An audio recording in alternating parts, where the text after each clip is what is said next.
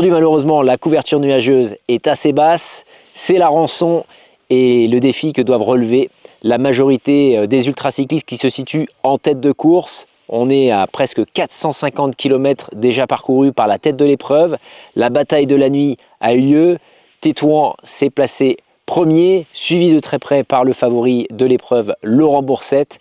Et enfin, Grégory Cassini, qui avait également participé au Bikingman Origin Corsica, le suit de très près. Donc nous avons ce trio de tête qui s'est déjà formé. Je rappelle que sur le Bikingman Origin, nous avons traditionnellement 3 groupes de coureurs. La tête de course qui prend très vite un rythme très soutenu. Ensuite, des poursuivants qui se situent généralement entre 30 à 50 km derrière cette tête de course. Et puis ensuite, ce qu'on appelle les finishers, puisqu'ils essayent de survivre à l'épreuve. Et ces derniers vont avancer au rythme à minima de 200 km par jour. D'ailleurs, sur le checkpoint numéro 1 sur Saint-Agrève, il y a plus de 170 participants qui ont réussi à pointer au checkpoint et donc franchir cette première étape avec des conditions climatiques difficiles. On va leur souhaiter en tout cas que les conditions s'améliorent aujourd'hui. En attendant, je vous propose d'écouter les témoignages de la tête de la course qu'on a rejoint ce matin. Mais ouais, tu te posais en pleine nuit, là, tu te dis putain, mais qu'est-ce que je fous là. Ah non, mais c'est dingue, hein, c'est. Puis ouais, tu remets ton caouet, tu l'enlèves, t'as trop chaud, tu remets, tu vois rien, tu mets une lunettes qui sont plein de traces de doigts et tout, enfin, c'est encore horrible. Ah non, c'était folklorique, ah franchement, folklorique, ouais. Mais pas eu de problème, donc. Non, mais déjà, c'est bien. Ah ouais. Si le physique suit, le matériel suit. Ouais, je me suis fait chasser par un blaireau, mais Ah oui. ouais, il était pas content que je sois là, non. Mais on a eu quand même un semblant de lune, une belle lune quand même, cachée des fois par les nuages, mais des fois ça faisait plaisir, quoi.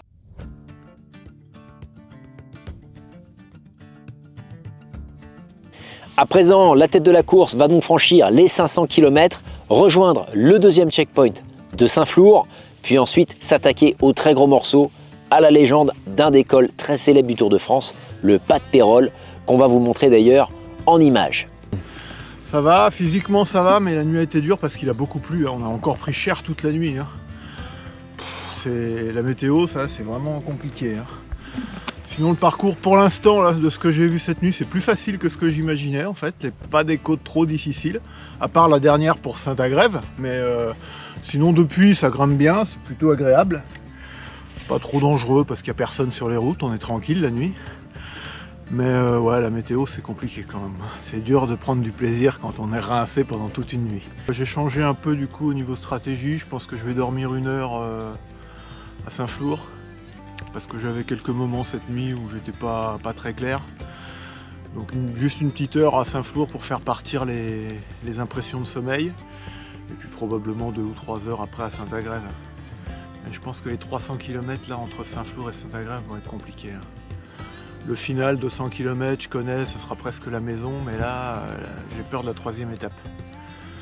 Je fais presque beau, alors c'est cool maintenant. On en a pris encore une bonne cette nuit avant Margevois là. C'était le plateau de l'Aubrac là, c'était magnifique. Là, c'est sympa, là, le parcours est différent. Maintenant, ça devient un plaisir maintenant. Après que c'était un côté un peu guerrier.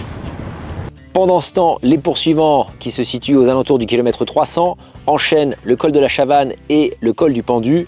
Nous allons récolter d'ailleurs quelques-uns de leurs témoignages alors que les conditions climatiques sont toujours difficiles mais semblent s'améliorer par rapport à celles connues de la journée d'hier.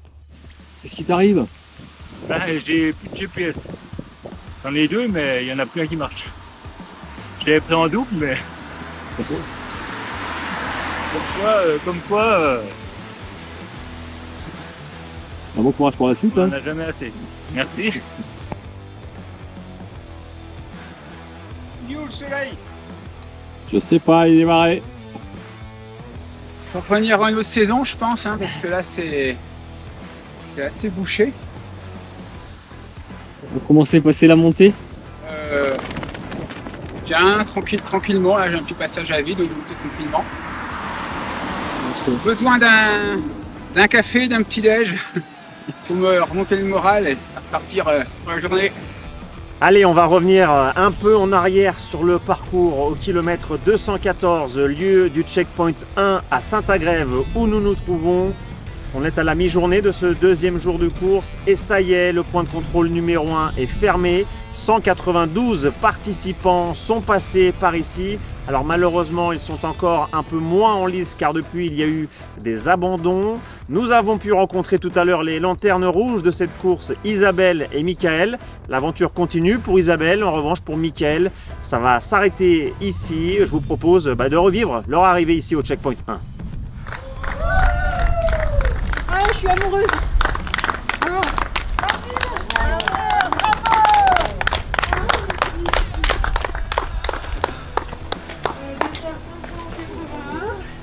Moi je me suis arrêtée en bas là, près du Rhône. Et puis j'imaginais faire ces 3 bosses ce matin pour arriver tranquille là. Ben 3 grosses bosses. Hein. J'ai mis beaucoup de pieds à terre. Voilà. Je me suis arrêtée avant les 3 bosses, mais les 3 bosses c'était vraiment difficile. Sur 10 km, après je sais plus, et encore 10 km, avec des pentes à 20%. Mais je pense qu'après c'est un peu mieux. Du coup, je devrais arriver à l'hôtel un peu plus fraîche que là maintenant. Moi, je fais, que ce soit le triathlon, j'ai déjà été last finisher. Donc, c'est des titres que je connais, que j'apprécie, parce que ça veut dire que je me suis inscrite. Et tout va bien, quoi. Et j'attends Michael, parce qu'on a passé la nuit ensemble, entre guillemets. Et ouais. Merci. Bravo. Allez les derniers mètres. Allez. Passe la ligne. Bienvenue. Il n'y a pas de bonnes nouvelles à vous annoncer. Hein. Comment tu te sens? C'est vrai? Ouais, j'arrête. Ah ouais? Ouais, j'ai plus les ressources. Sûr? Ouais. J'étais venu me tester. Bon, bah, et quelque part, j'avais du mal à évaluer un peu mon niveau par rapport à une épreuve comme celle-là. Et là j'ai ma réponse, quelque part. Disons que si je veux suivre les délais imposés par la course, je sens que j'ai mes limites physiques. Ouais. Maintenant avec un peu plus de temps, ouais, ça peut se gérer. Mais avec les timings de course, c'est chaud patate. Voilà.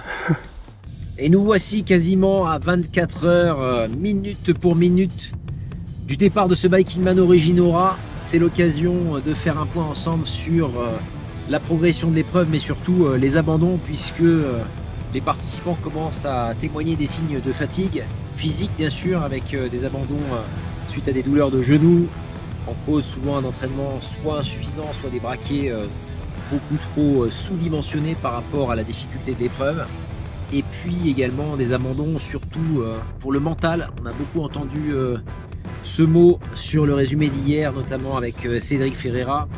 Et clairement, cette épreuve se joue au mental actuellement sur ces premières 24 heures à cause des conditions climatiques.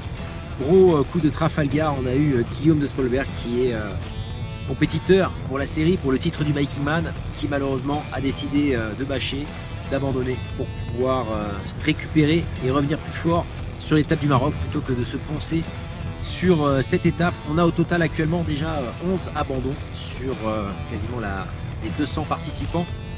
Donc ça tient à peu près le standard, j'allais dire, des abandons sur le Bikingman.